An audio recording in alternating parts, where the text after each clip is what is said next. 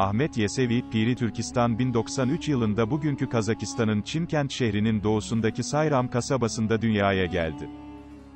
Asıl adı Ahmet bin İbrahim bin İlyas Yesevi'dir. 7 yaşında iken babasının vefatından sonra, ablası ile birlikte Sayram yakınlarındaki Yesi'ye yerleşen Yesevi, burada, Arslan Baba, adlı bir Türk şeyhinden ilk eğitimini almaya başladı. Eğitiminin ilk aşamasını bitirdikten sonra 27 yaşındayken Buhara'ya giden Yesevi, burada dönemin önde gelen din bilginlerinden olan Şeyh Yusuf Hemedani'ye intisap edip mürid oldu. Burada yoğun bir tasavvuf eğitimi alan Ahmet Yesevi, Şeyh'in 4 halifesinden üçüncüsü olmuş ve ilk 2 halifeden sonra Şeyh'inin yerine geçmiştir.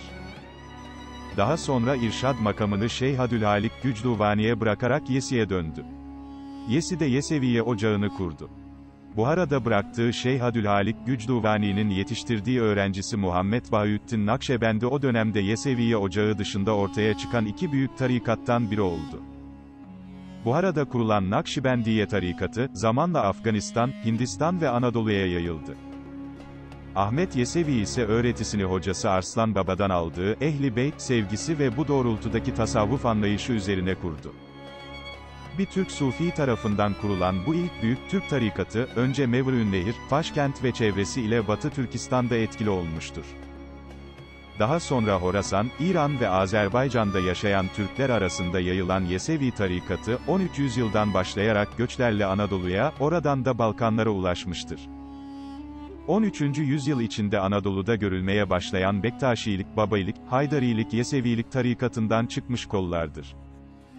İleride Yunus Emre'nin gaybdan gönderilmiş mürşidi sayılacak olan Hacı Bektaşi Veli ile aynı zamanda dini destan kahramanı olan Sarı Saltuk, sonra Anadolu ahiliğinin, piri mürşidi sayılan Ahi Evren, Osman Bey'in ermiş kayınbabası Şeyh Edebali, Orhan Gazi'nin mürşidi Geyikli Baba ve daha niceleri Ahmet Yesevi'nin Anadolu'ya, manevi fetihler için yolladığı, menkıbelerle destekli gerçekler halinde söylenen müritleri, akıncıları, halifeleridir.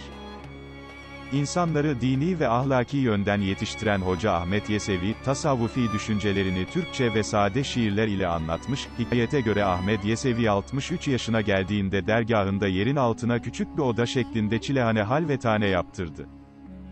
Ömrünün kalan kısmını çoğunlukla orada ibadet ve tefekkürle geçirdi. Ahmet Yesevi'nin İbrahim adında bir oğlu olmuşsa da kendisi hayattayken vefat etmiştir. Yesevi'nin nesli Gevher isimli kızı sayesinde devam etmiştir. Türkistan, Maveraünnehir ve Orta Asya'da olduğu gibi Anadolu'da da kendilerini Ahmet Yesevi'nin neslinden sayan pek çok ünlü şahsiyet çıkmıştır. Semerkantlı Şeyh Zekeriya, Üsküplü şair Ata ve Evliya Çelebi bu isimlerden birkaçıdır. Yüzyılın sonunda Emir Timur, Türkistan bozkırlarında şöhreti ve nüfuzu iyice yayılmış olan Ahmet Yesevi'nin kabrini ziyaret edip kabrin üstüne bir türbe yapılmasını emretmiş, birkaç yıl içinde türbe, cami ve dergahıyla birlikte bir külliye oluşturmuştur. Bugün bu türbe Orta Asya'nın en önemli ziyaret yerlerinden birisidir. Vefatından sonra defnedildiği yere zamanla büyük bir külliye yapılınca kütüphane, aşevi, mescit ve derviş hücrelerinden oluşan yeni ve daha büyük bir eğitim merkezi meydana gelmiş olmalıdır. Ahmet Yesevi, 1166 yılında 73 yaşında Kazakistan'da hayatını kaybetti.